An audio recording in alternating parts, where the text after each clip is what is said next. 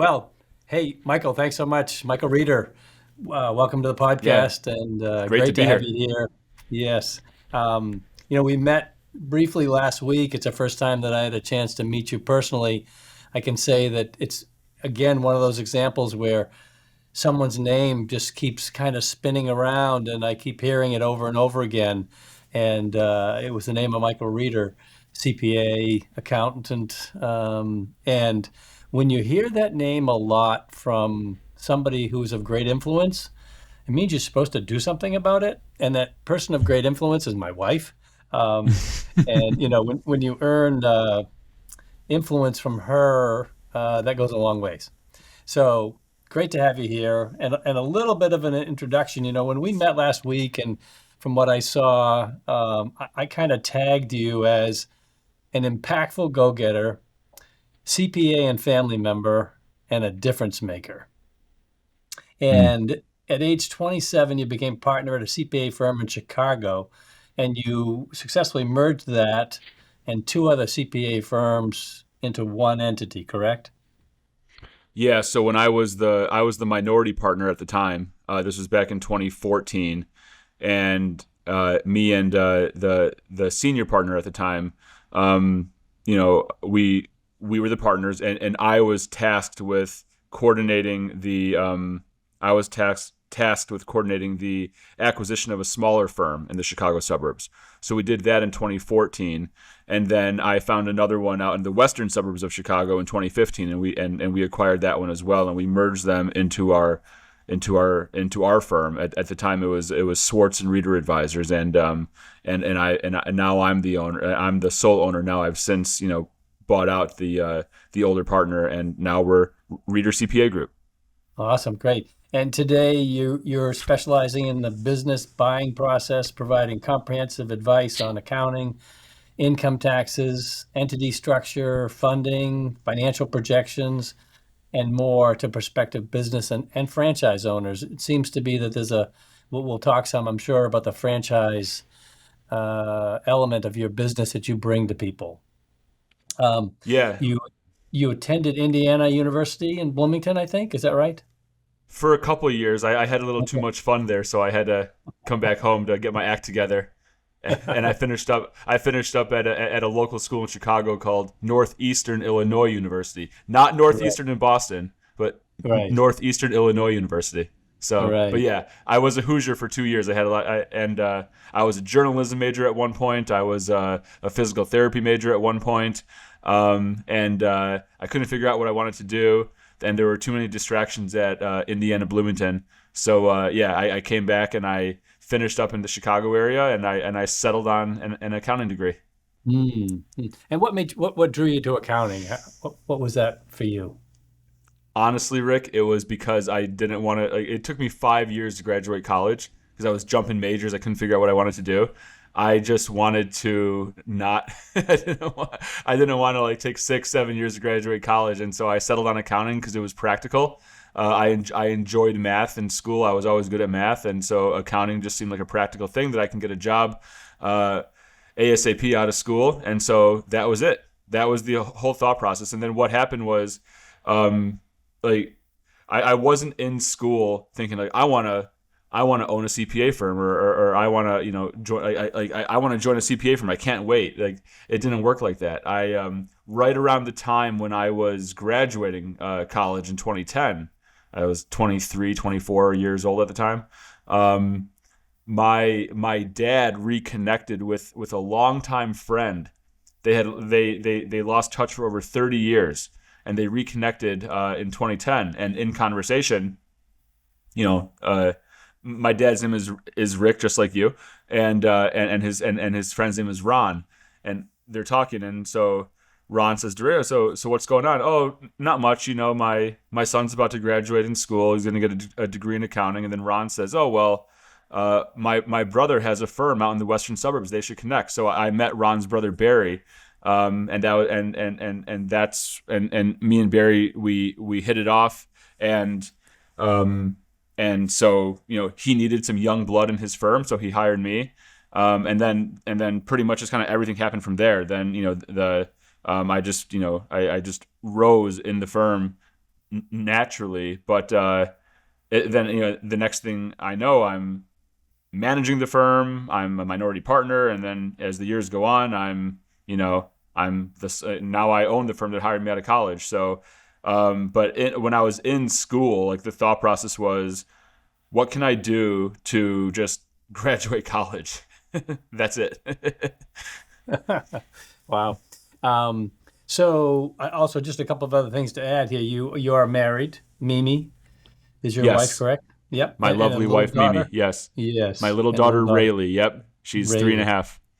Nice. Yeah. Yeah. I know we'll get to them too. And a little fun fact.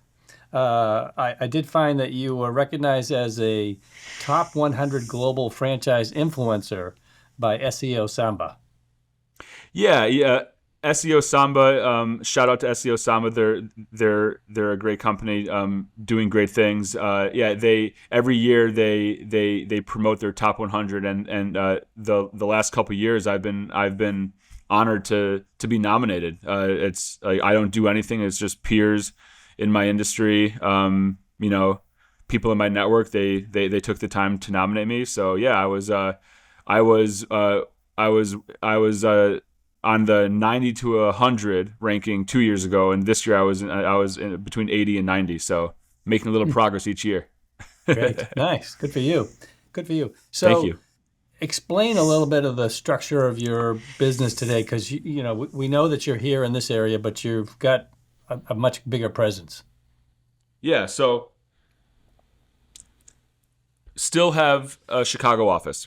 All right. So I now live in Southern Maine with my wife and daughter. We recently opened up a second location, at the Market Center in Portland.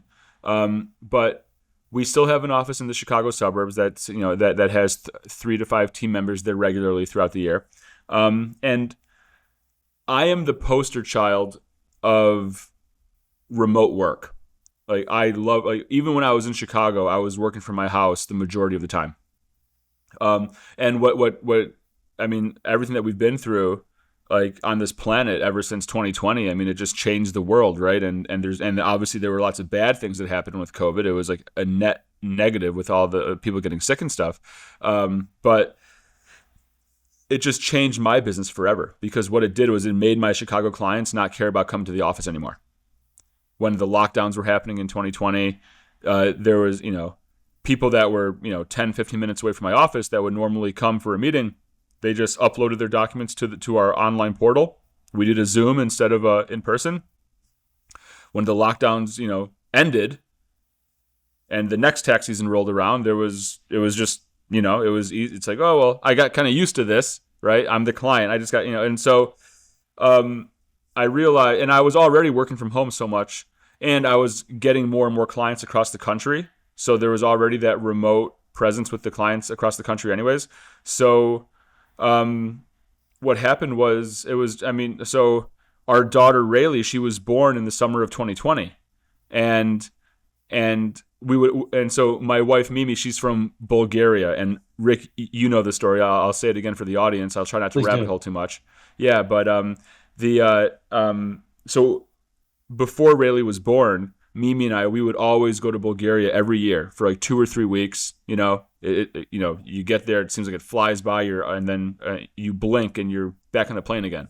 But in 2020, we obviously didn't go because of the pregnancy and COVID.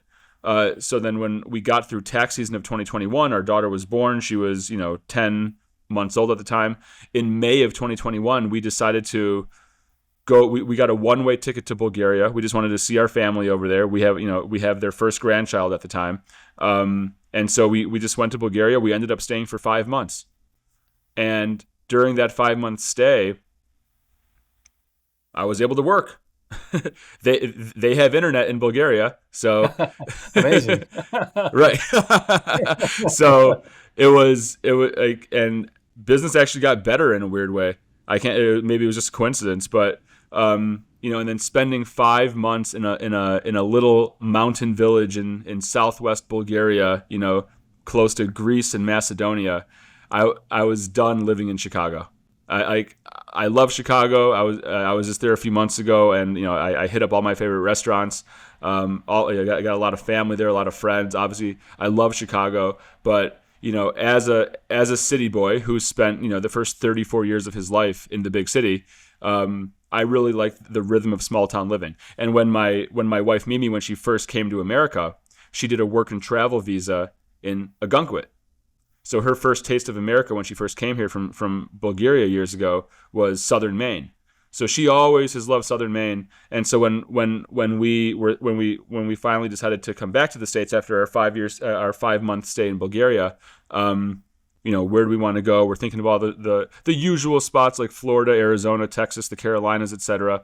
And Mimi kept bringing up her nostalgia for Southern Maine, and how much she loved it, and how good the lifestyle was, and like the nature, and how nice the people are. And so we decided to move to Maine, and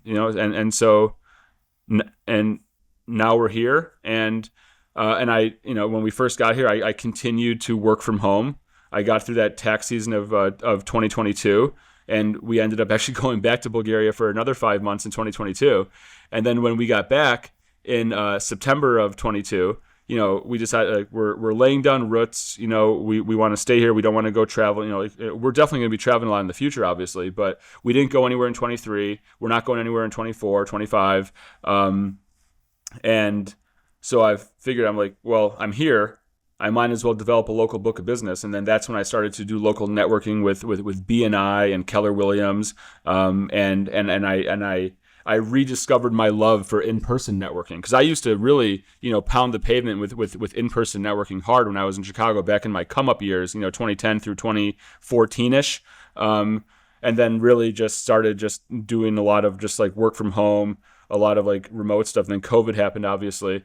But it's been so much fun. So I opened up a second office here at the Market Center. So now we have an office. So we have an office in Illinois. We have an office in Maine. We have clients across the country. We have team members not only in Maine and Chicago, but also across the country. So even though you and I are here, Rick, and we met in person last week, and soon we're going to break bread, and I really look forward to that. And I look forward to meeting Benjamin in person too. Most of the time, I'm just working remote with the majority of my clients, because I have clients all across the country. And it's so that's it in a nutshell. It's crazy how it's all happened, but I mean, it's just it's so much fun. That's great. And you're electric in your enthusiasm. There's electricity that comes from you, and it's very easy to see that that's something that you exude. As you describe your model, being a national accountant, I guess we use that word. That's outside the model that breaks the mold of what I understand. And is that something that's happening more and more, or where did that come from?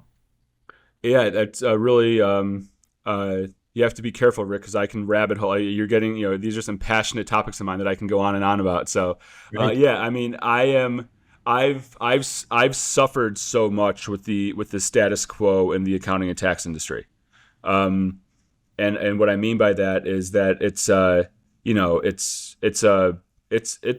tough business. It's a tough business. Taxes stress people out.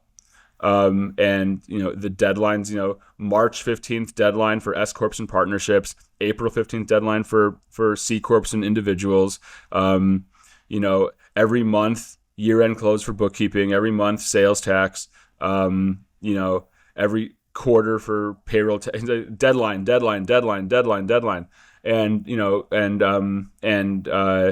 And so with all that being and when I first became a partner in the business that I now own, it wasn't like there were lots of holes in the business. The older gentleman that I bought it from, he was very old school, so lots of paper and pencil, not that digital. Also, we were doing lots of things manually when we could have been doing, we could have automated some stuff. There were clients that had been clients of his for decades, and he never raised the prices on them. But costs of doing business were increasing.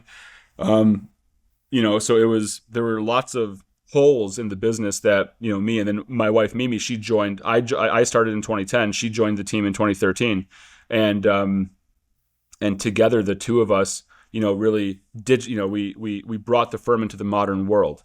But then I also ended up doing many things myself. Like as an entrepreneur, what's natural to happen is you're wearing all these hats, and all these deadlines, trying to do all these preparing all these tax returns, trying to develop the business at the same time. And then also for those first few years when I was actually studying for the CPA exam back in 2010 and 2011. But all these things, it was just, I was always so stressed. I gained a lot of weight. I was a 3-sport athlete in high school, and I was still really active in college. And then then all of a sudden I find myself like growing, just naturally growing into a role of leadership at the firm. I've always been that person. Like I've always been a natural leader. And what I mean by that is just, I started to notice, I was the captain of like sports teams when I was in school, whether it was like grade school, high school, or college, like whenever there's like a class project and people have to like develop, form groups, like, people just kind of like naturally gravitated towards me because I just get stuff done. And so I was just getting stuff done. And now all of a sudden I'm like 26, 27 years old, and I'm, running the show at the CPA firm. Now it's not like some mid-market firm like a Barry Dunn or whatever. It's like, it's a smaller firm. But it was still like, I'm still a kid, and so I gained a lot of weight. I ballooned up to, at my worst, I ballooned up to 285. So I'm overweight. I'm drinking way too much coffee. I'm eating way too much. I'm just like, always stressed out, quick trigger. Every little thing is triggering me. You can talk to Mimi about it. Like I wasn't that fun of a guy to be around for a long time. It challenged our marriage at a couple times, to be very candid. And it was around the time, and I think that this is all connected. Like it was around the time, like when we started to, have a family, like when we started trying to have a family in 2019. And when like I was already losing weight, but then when I found out that Mimi was pregnant and I'm going to become a father, that just inspired me so much. And it just like something went off inside of me, and I just figured it out. So from 2018 to 2020, I lost 100 pounds. And I got my highest was 275, and I got all the way down to 175. And in May of 2020, I got down to 175, but then since then I've maintained it, but I've also put on 30 pounds of muscle, not fat. And but I got a little fat. I'm always gonna be a little fat boy at heart. But I completely changed my day-to-day life. So what works for me, is, so because it's still a stressful industry. There's still lots of things that go on. And so, but how do I manage it, right? And so I saw something on social 3 or 4 months ago that resonated with me. It was just this thing called life, or this thing called business. Like it didn't get easier, you got better, right? And so because I've been rising in my mastery, not only as an entrepreneur and business owner, but also just as a person.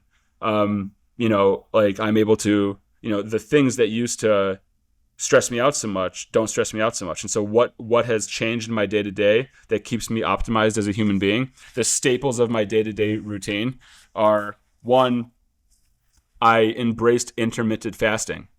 So, I have a voracious appetite. So when I eat, I like to eat a lot. And so I just had to learn how to just eat a lot one time a day as opposed to 3 times a day. And so the whole eat 5 or 7 small meals throughout the day, that doesn't work for me.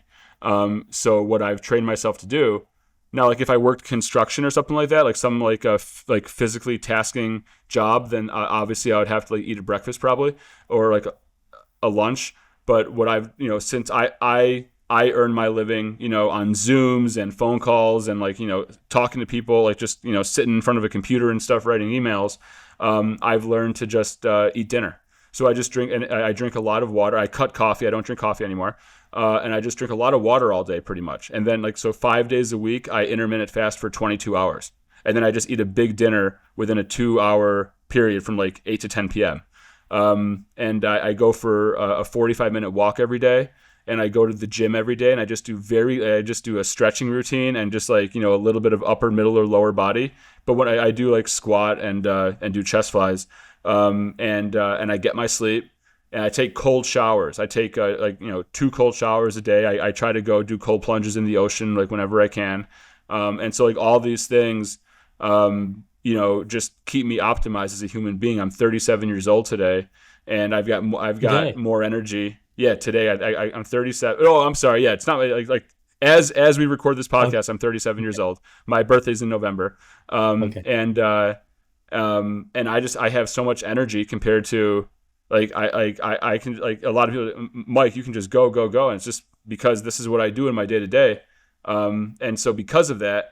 I'm able to take on a lot and not get burnt out. Now, I feel it at the end of a long day, right? And then like I boom, like the head hits the pillow and I'm out.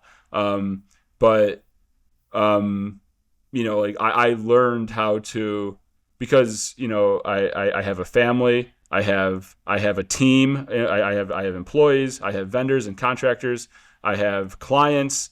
I have affiliates. Like I am responsible. I am accountable to a lot of people in life and work, and it's a lot. And so, but I found a way in my day to day routine that allows me to like stay optimized. And age is just a number. And I know that I'm preaching to the choir here, because I don't know how old you are, Rick, but I can guarantee you, like whatever age you are, you look like 10 years younger, and that's a compliment. Well, thank you. That's very kind of you. Back to your comment about accountability. When you were married, that certainly changes your life. Then when you learn that you are going to have your little child, that I know for me was it was it was the most significant moment in my life. It's one that I had anticipated all my life because that's what I wanted to have was a family. And when that happened and it became reality, wow, it was the Mm-hmm. most enlightening accountability I've ever had in my life. Everything I knew that I was then, from then on, I was, I won't say under a mic, I'll use the word under a microscope. That's not really what I want to say, but I knew people were watching me, and those people were my people.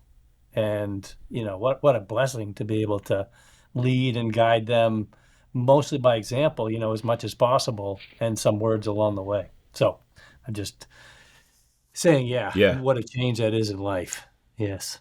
Yeah, Yeah. it's like I don't know, is it like did like what like I felt like it was like was it like God, like did God all of a sudden like get ignited inside of us like when we come like was is it like a spiritual thing, is it like a physical um uh is it just like a natural thing, just like being like that paternal instinct inside of us, just go, and then it's just like it just like whatever happened, it just felt like it was like a natural, inspiring, beautiful. I can't explain. It's just like when I found out I was going for a walk that day, and like October 19th, October 17th, 2019 is just as significant for me like as June 14th, 2020, because my daughter was born June 14th, 2020, but October 17th, 2019 is when I found out that I was going to be a father.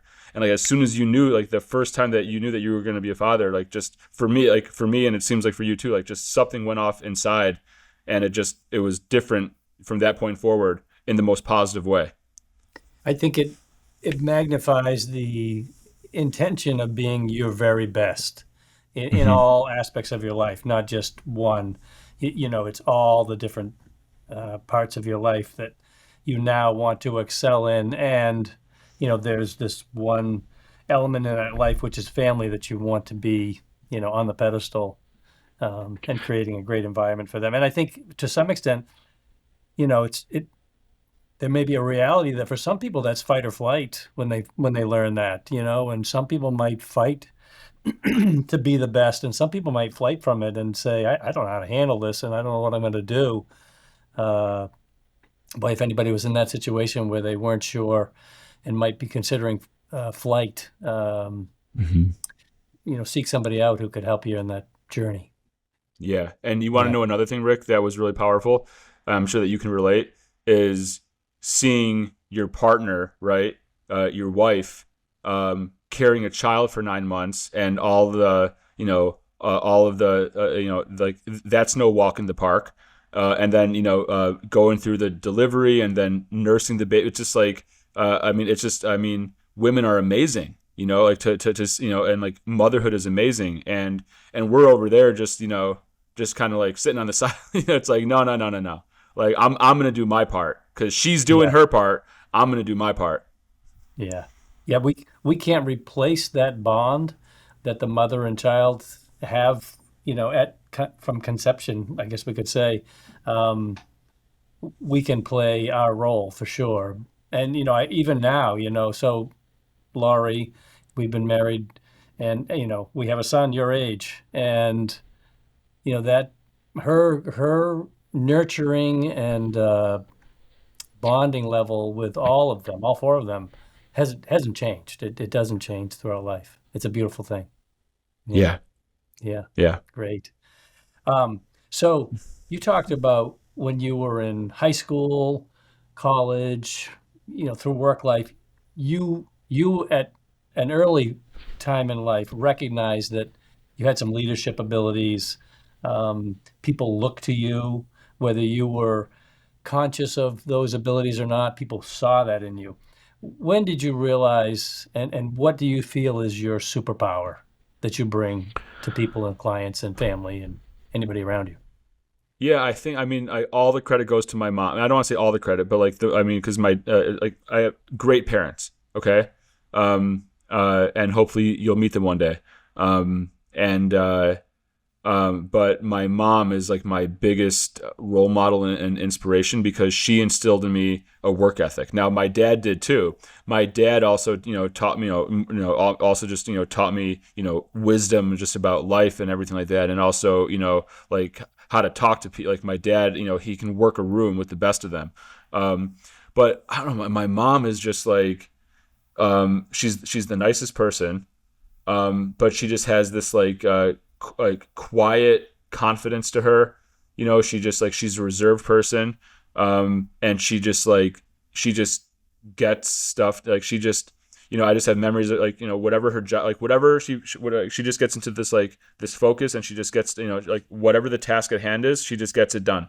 And just like witnessing that as a kid, I wasn't realizing it at the time, but like as I got older and I started to realize, like, man, like I get like really like whatever the task at hand is, I'm just gonna get it done. Like, what's the mission? We're going to accomplish it. Like, is it this homework assignment? Is it this like I have to like apply for this mortgage? I have to go. Is it like whatever it is? If it's business or like personal, like if it's like whatever it is, I get into this like deep focus and I just like focus on it and I get it done.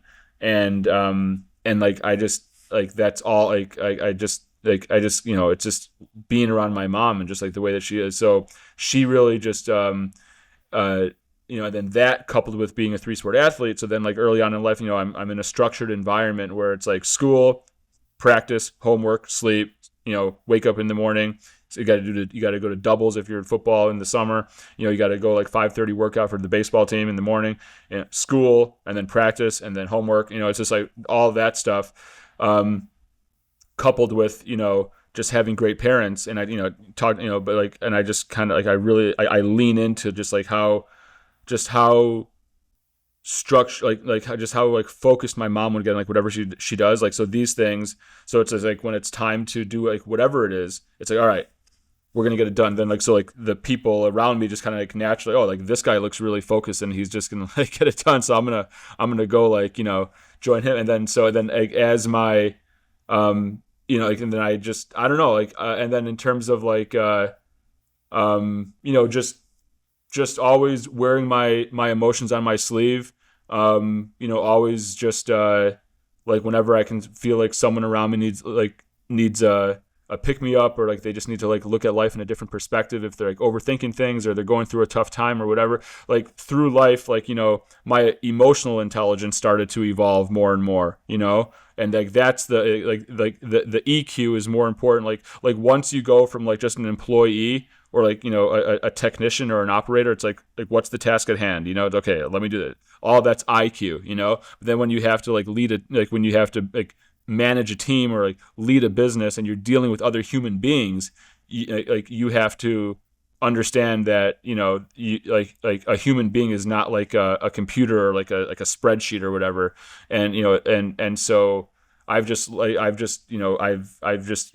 always just like my whole lifelong my whole lifelong experiences of just interacting with human beings from like a child all the way through now, and knowing when to push and when to pull, always being empathetic, having boundaries, making tough decisions, or like being empathetic and like just kind of going like just biting my tongue on something, or like having a certain tone in my voice when I'm talking, like all it's just so like a combination of like how I was raised with my parents and just like all my life experiences, really like just developing EQ like as time goes on.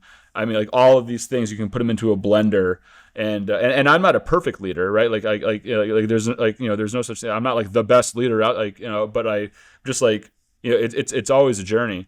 But like all of these things, Rick, like have played a role into like where I'm at. And like I'm in a leadership position, and I take that very seriously. Like and that comes with a burden. But like there was like I was put on this earth. I was put on this earth to lead, and whether it's like leading I've got 40 people on my team now, all in like admin, bookkeepers, tax professionals, me and my wife, depending on the time of the year, like between 30 and 40 people. And so if I'm just leading a team of 30 or 40 people, or if like one day I also have, close to 1,000 clients, and so I got a family. And so I like one of my main purposes here on this earth, like, is to be a leader. And so like, where is that going to lead as time goes on? We'll see. But it's part of like my calling. Great. Yeah, I can see that. When we met with you last week, we could definitely see that that was a calling, and your ability to,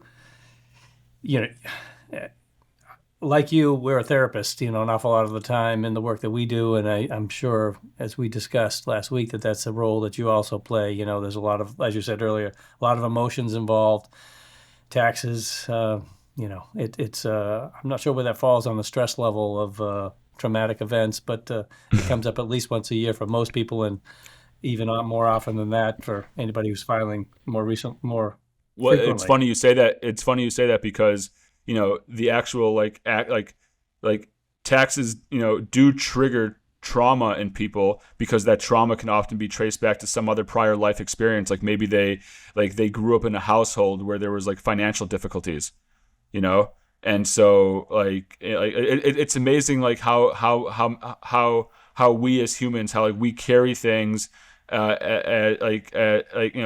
events that happen to us in our childhood are still like driving the car in like internally when we're adults. And like now this goes to like Jack Canfield, right? Like I don't know if you've like read any like but I haven't like read Jack Canfield. Like I haven't read the Success Principles like from like start to finish, and I haven't read like the Chicken Soup for the Soul series from start to finish. But my wife introduced me to Jack Canfield, and he was a guest on like one of like we were like in the car driving.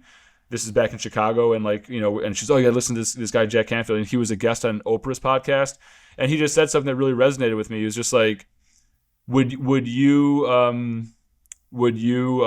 get on an airplane if you knew that a toddler was the pilot?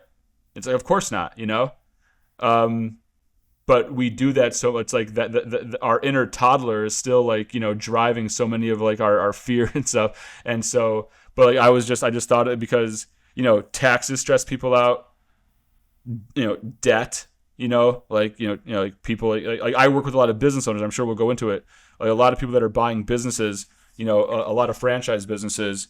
I'm a part of a lot of these franchise consultants that are connecting business buyers to franchisors, and I'm strategizing a lot with clients all the time, and like in terms of like how they should structure their entity and how they should fund their business, and a lot of the time, and so like sometimes when I'm trying to tell people like hey, an SBA loan is debt, yes, but here's the benefit of being able to use this debt instrument to start your business.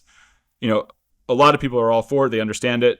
Strategic use of good debt, which I always try to preach in the head of business. You got to be responsible with it.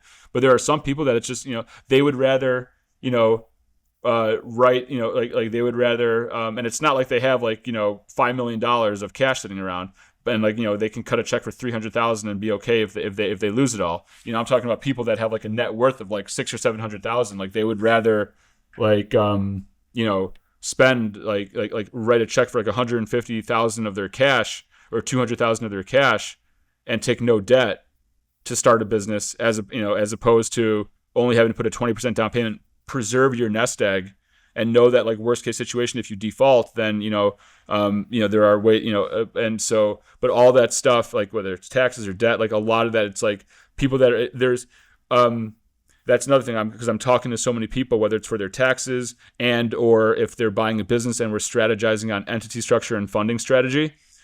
There are emotions involved. Everything is like we can't just look at everything in a vacuum. We can't just look at everything like on a spreadsheet and compare two different scenarios and be like, oh, the numbers tell us we should go this way because here's why. Or like if you structure this way, then you're going to save so much more in taxes, and here's why. To do an LLC SBA loan versus like a C corporation, and blah blah blah blah blah. But it's just like, but if the person that I'm talking to, and I'm just using this as an example, if they had some traumatic experience, maybe their parents had to file bankruptcy when they were a kid, or maybe their parents had to like have their house foreclosed on, and like that event sticks with them, and then it's just like no matter what, like they don't want any sort of debt at all. And then you go to like Dave and I love Dave Ramsey, but like Dave Ramsey is like I view it's just like personal, like credit card debt and all that type of stuff, and like if you're try to pay off your mortgage as soon as possible, especially if you're not really getting a write-off for the interest because you're taking the standard deduction each year, and like personal credit card interest, you're just like spending it on like personal items, and you're not writing off the interest. It's not going to it's like, yes, like that's one sort of debt, and then there's good the difference between good debt and bad debt. And so trying to explain that to people, you can't have that conversation with someone in a vacuum, because you're talking to another human being and they have emotions, and so like you have to factor that in. Like there have been times when it's just like it made so much sense, like in my opinion, as a CPA, as an entrepreneurial CPA who owns businesses and stuff, to like go a certain direction, but like the client, like they understood everything, but like they wanted to like go another direction just because of some emotional obstacle that was like getting in the way of like the logical decision to go. Yeah, because logic makes us think, and emotion makes us act. Yes. Yeah, 100%. Yeah. Mm-hmm. Mm-hmm. Yeah. What do you see most often when you meet with potential clients who have been doing their own taxes? What's some pitfalls, and how would you relate to someone who you've been for 30 years they've been doing their own taxes, or they're young and they've only filed taxes a couple of times and they're just starting to have a mortgage and other things? How do you help those folks out? What do you see most often with them? Yeah, like what I see is like they come to me because their taxes, have gotten complicated in some sort of context, right? Like it used to just be all they had was a W-2, so they can just go on TurboTax, and just do it themselves, or just go to H&R Block and done, And for those, if you just have a W-2, you probably should just go to TurboTax and get it done, But then once you have a house, and now you have mortgage interest and property taxes, now that you decided to put some money into some investments, and now you have these 1099s from the financial institution, the brokerage house, and it has this like interest income and dividend income and capital gain income and all these like buys and sells, all the transactions, and you don't really know what to do. There's a foreign tax credit on the dividend statement. You get a K1 from a partnership or an S corporation or a publicly traded partnership, or you own a business and it's structured either as a sole, it's taxed as a sole proprietorship or a partnership or a S corp or a C corp. It's just like, whoa, like the American tax system is like the most complicated tax system in the world. It's not that complicated if you're W-2. But like I talk to a lot of people that are from other countries, and like, yeah, it's so much more simpler in my home country. Like, the government just takes like a flat amount out of your paycheck, or just like, or whatever. It's just much more streamlined. It's just, and I'm not saying that it's good. like I'm like any sort of like socialism or anything like that is not, in my opinion, is a net negative. I do think that America and the free market economy and stuff is like the best, it's like the best, human experiment like to date, democracy and all, but like, with the free market enterprise, with the capitalism. But I digress. It's just when I'm talking to that person, just explain, it just gets to the point where, their time, like, they want to be like, they don't want to spend their time trying to figure it out. There's, and they want to have the peace of mind that it's done right. And so to just, like, hey, you don't here I am, my team and I are here for you, and we strive to provide quality service at reasonable prices. So we're not going to break their back with our fee. And so now they can have the peace of mind, to come in at a price point that's reasonable, and they get their time back, and they don't have to worry about figuring it out themselves, and they can spend their time doing things that are moving the needle more for them, whatever they're doing in business and life.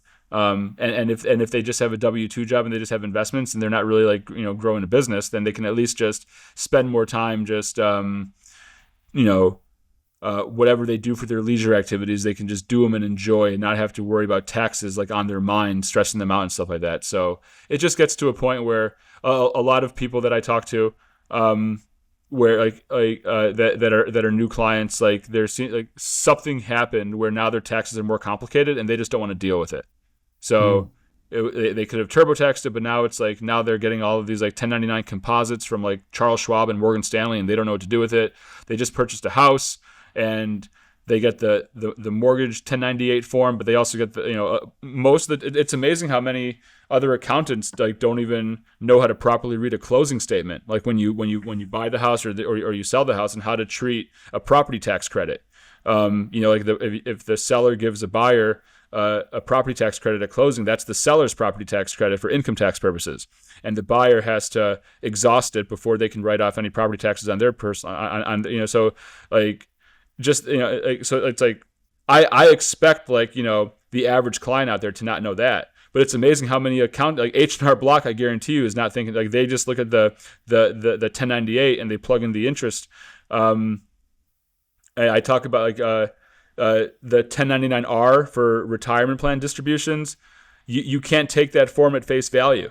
It check marks a box on that form. There's a little a 1099-R is for IRA distributions and pension distributions and 401k distributions, and there's this little box on it that says, if it's check marked, it says taxable amount not determined.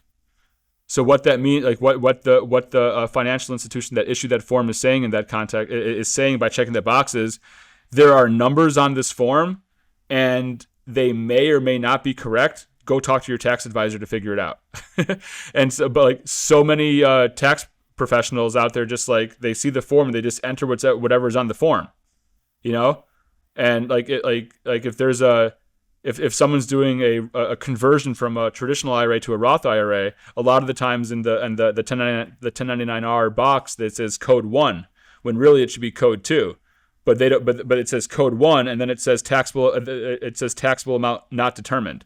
So if you don't know that, then if you leave it as code 1, then it's going to trigger a 10% penalty. when there shouldn't be any penalty because it was a Roth convert. And then on the 1099, on the 1099B, which is the 1099 for all of the brokerage trades, all the gains and losses. There are times where it has a section called basis not determined, which pretty much just says like you have a basis, you have a cost basis in the stock that you just sold, but we don't know what it is, so go figure it out. And if the tax preparer just enters in like no basis, then the tax software is going to calculate a capital gain on the entire proceeds when there's no basis.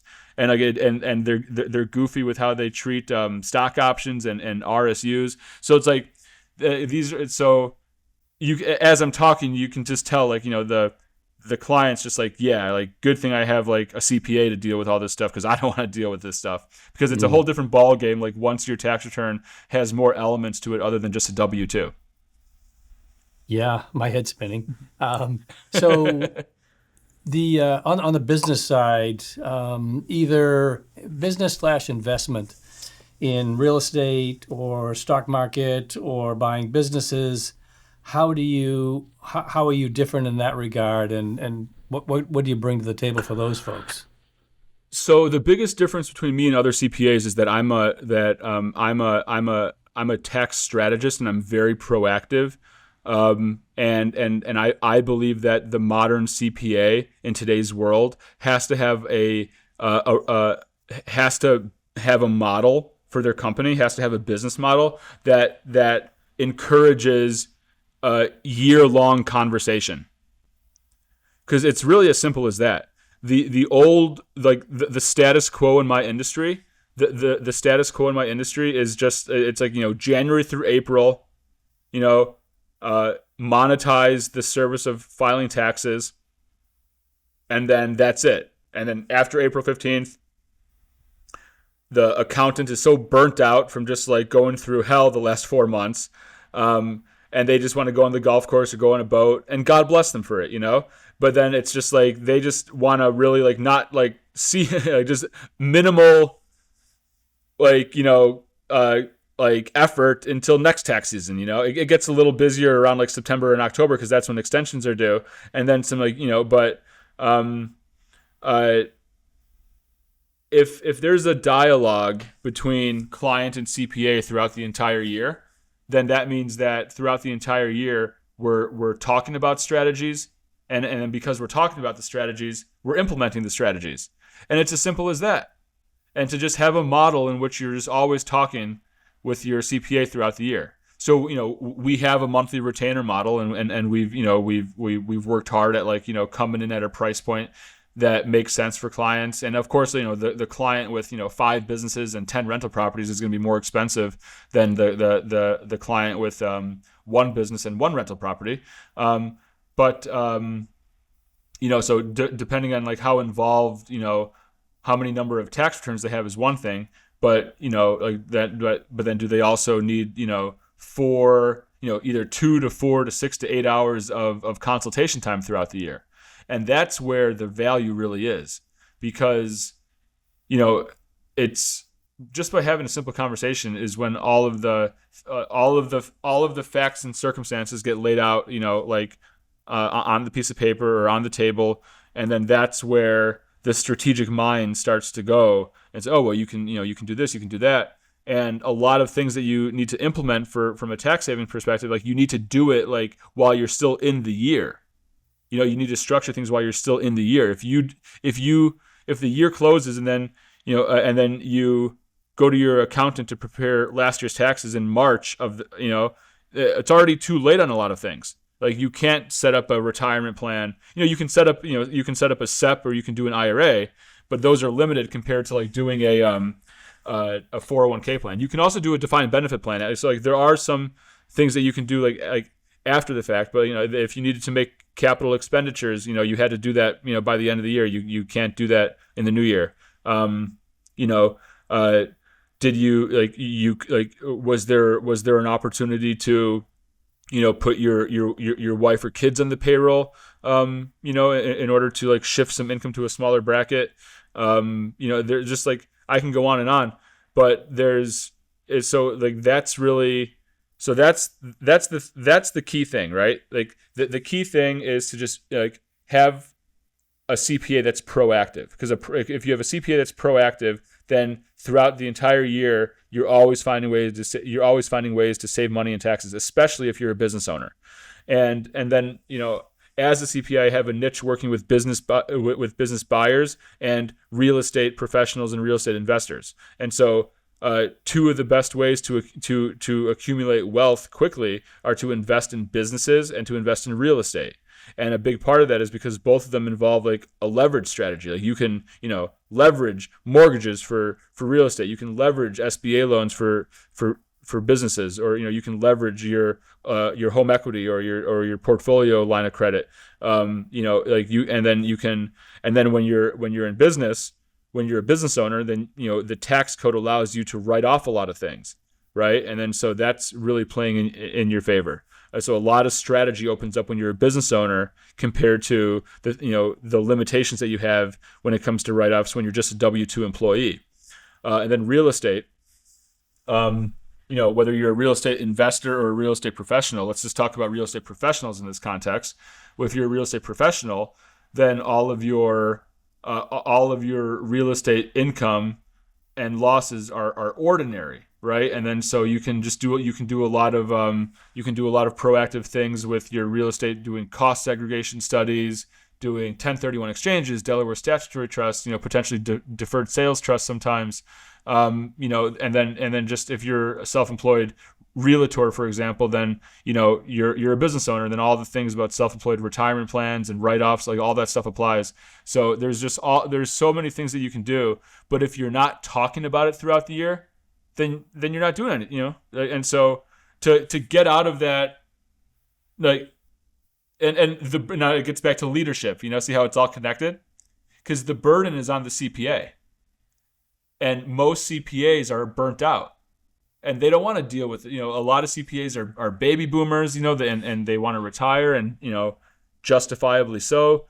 Kids don't want to go into the industry because it's too stressful with deadlines. And then all the other preparers that are out there, are burnt out. So, like all of this stuff, like, do you view it as a burden, or like as the CPA, do you view all of this opportunity to lead? Because people, they want to follow our lead when it comes to the advice that we give, the tax strategy, and how, taxes it connects with all these other areas of financial and professional service. Taxes intersect investment planning and estate planning and retirement planning and insurance. And people are going to their CPA for leadership. And they don't know that they're doing it, but they're going to their CPA for their CPA to guide them and tell them what to do.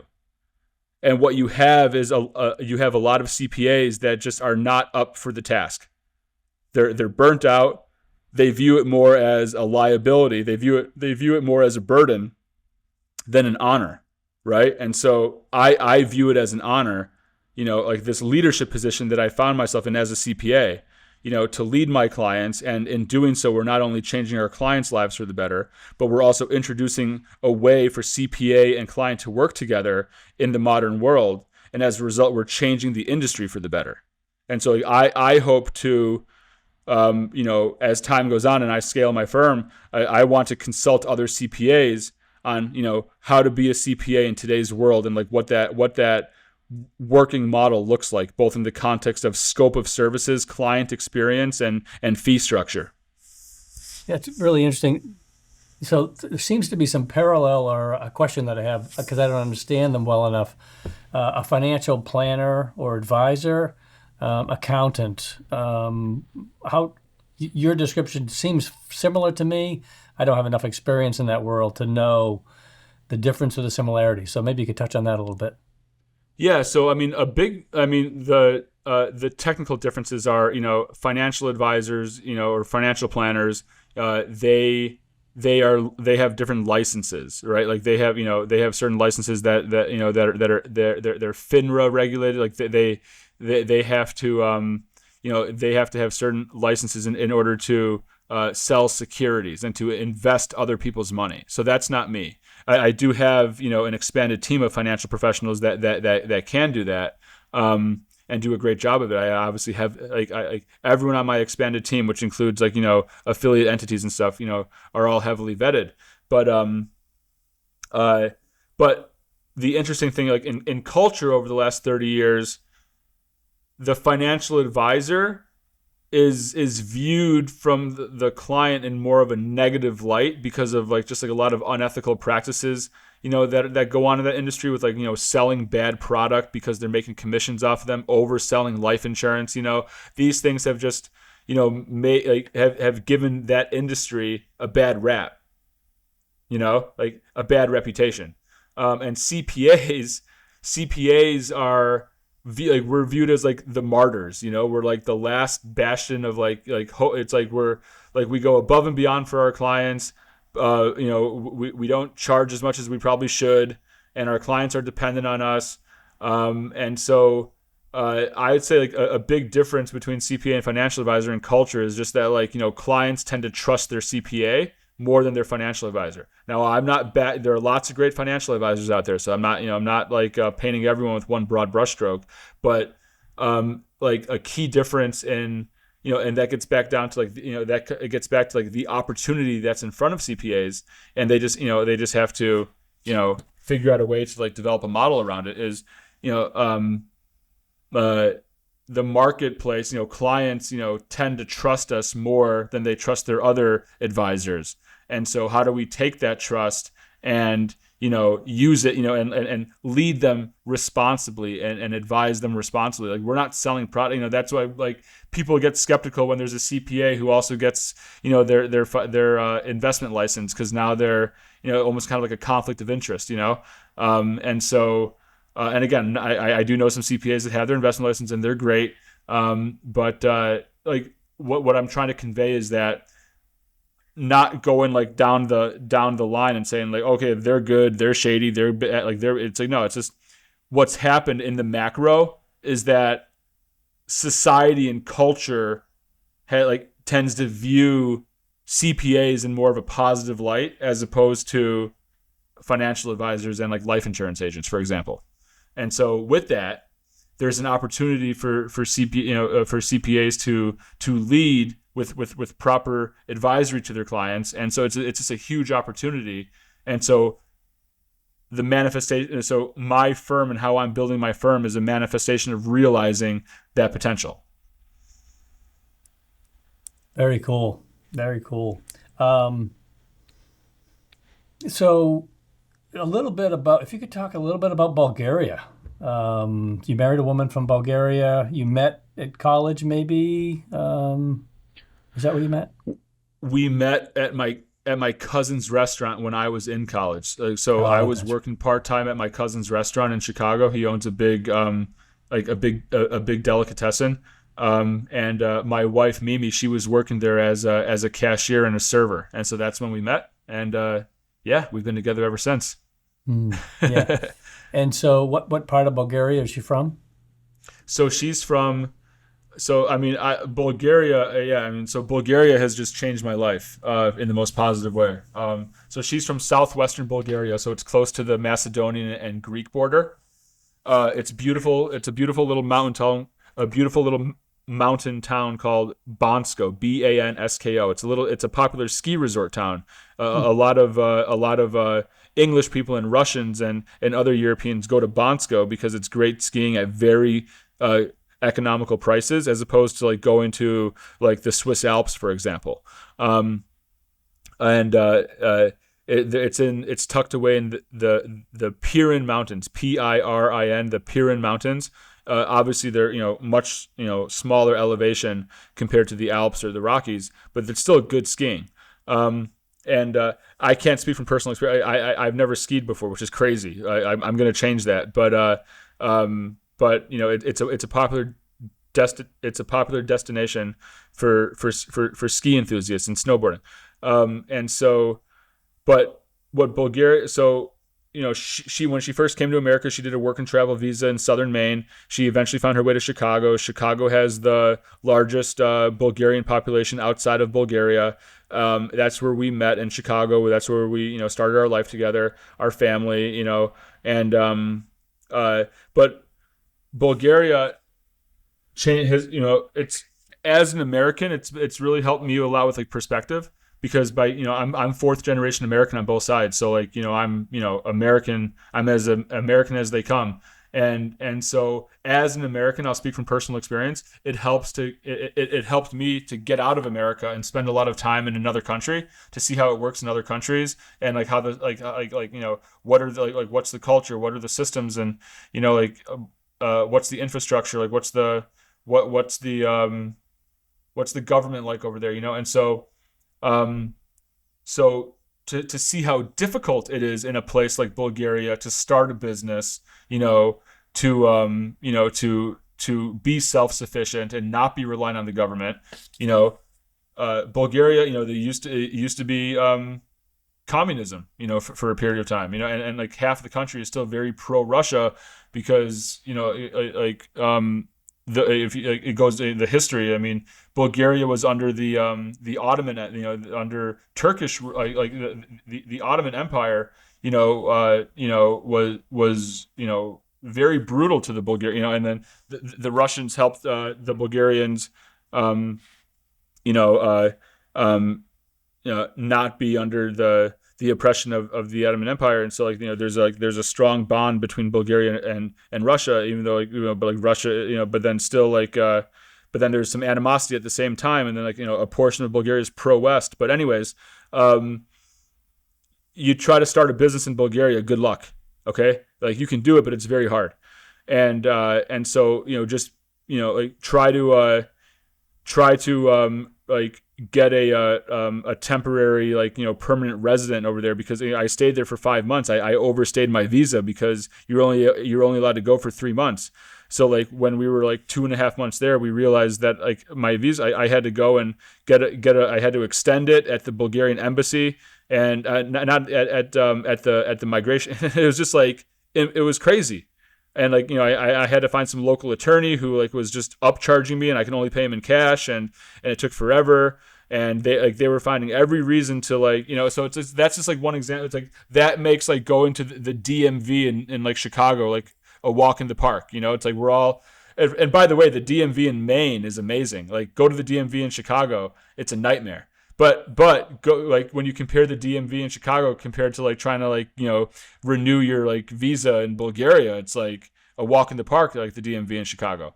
But I say all these things because for as America always is fighting with itself. There's always divisiveness and stuff, but man, are we a well-run country compared to a lot of other countries in the world. And people like to make the comparison to you can't compare America to Scandinavian countries. Well, in Scandinavia, and it's yes, I understand, they do certain things, and it's proving concept on a sample size that's this much of people compared to 300 million people in America, all coming from different. It's you can't compare the two.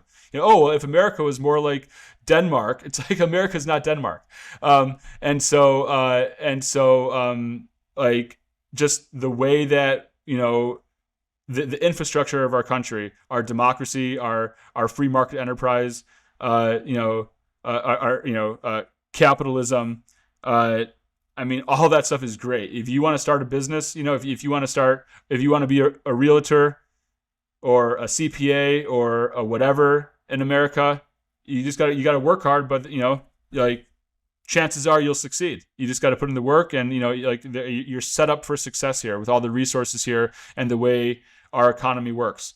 So just making me very grateful to be an American in that regard. But then also in Bulgaria, it's the poorest country in the EU. What I also learned as an American was, this is my personal experience, is to enjoy I learned in Bulgaria how to enjoy the simple things in life, because you see people in Bulgaria, and and it's just every dinner, every conversation, just every day, just relaxing at the cafe, just, having, just being surrounded in beautiful nature. It really, like, I enjoy, I come from like the hustle culture of Chicago, right? And so like that's how I'm wired. Um, like everything when I was growing up was just like, do what you got to do so you can get a job. Like that was why I felt the pressure to like, settle on an accounting degree and like get my butt out of college because I was already there for too long. I was there for 5 years. That's too long. Um, and grind, grind, grind, hustle, hustle, hustle. And so in Bulgaria, I learned how to just like slow down. Enjoy the day to day rhythm of small town living. Enjoy the simple things in life. Enjoying just the little moments of day to day life. And then that's why. And then I think that Maine is it's like it's the like you it doesn't get any better than Maine in America when it comes to like how can you like where can you go in America that you can enjoy that that just that's why what it's the way life should be, right? It's like and coming from Chicago, I see that, like, that's why I love living here in Maine. And so yeah, so it's like going to Bulgaria and a poor country and all the problems that I would have to deal with if I was there trying to do things like as an entrepreneur, like gives me gratitude that I'm an American and that I'm in America.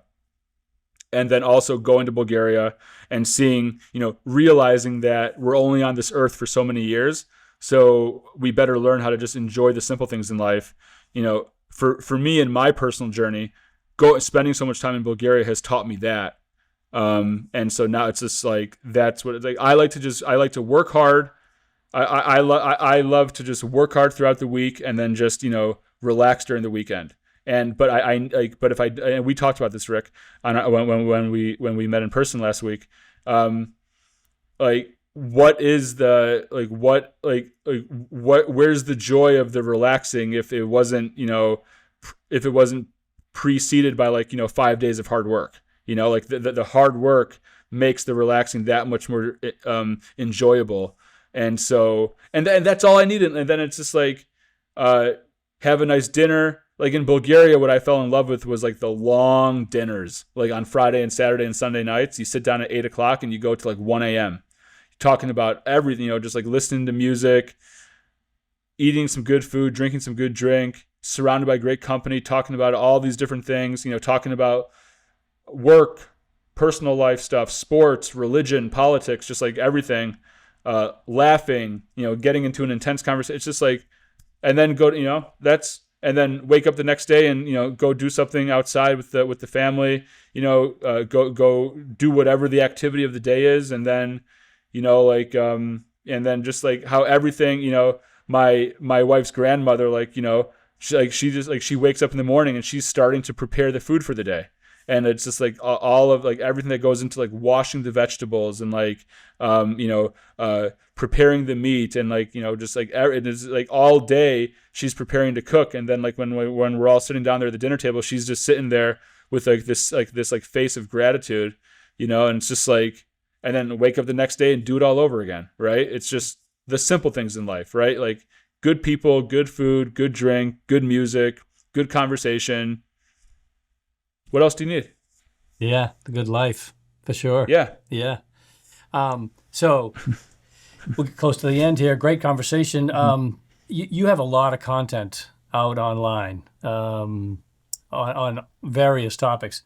How do people connect with you? What's your favorite kind of content that you put out? What are you working on right now?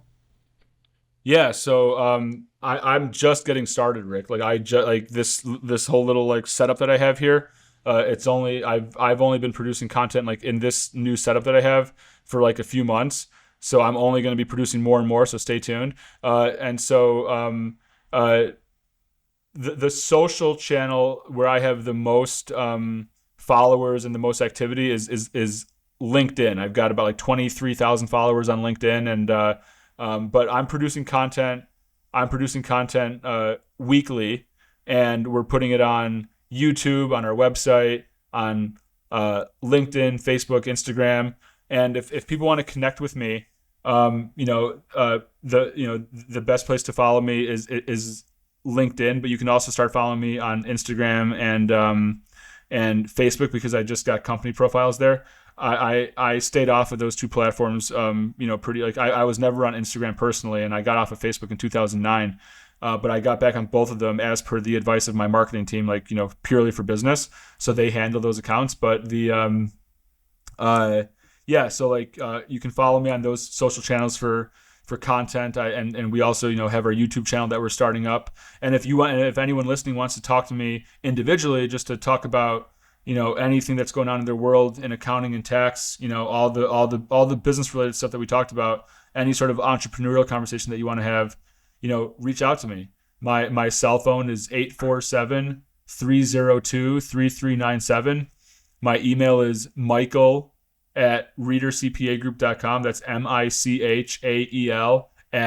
@readercpagroup.com. REED as in David, CPA Group.com.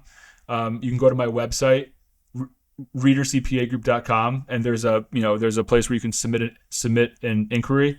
So I'm very accessible to get a hold of, and Rick, as I told you, like one of my core values in life is to just provide value to people with no expectation of anything in return. So that's my motto, and I'm sticking to it, man.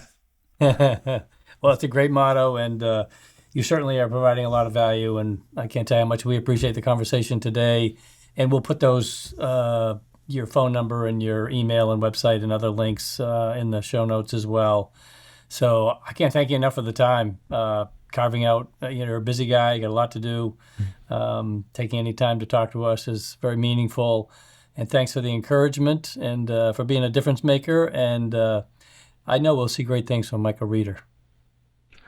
Rick, Benjamin, thank you so much for having me. It was a real blast.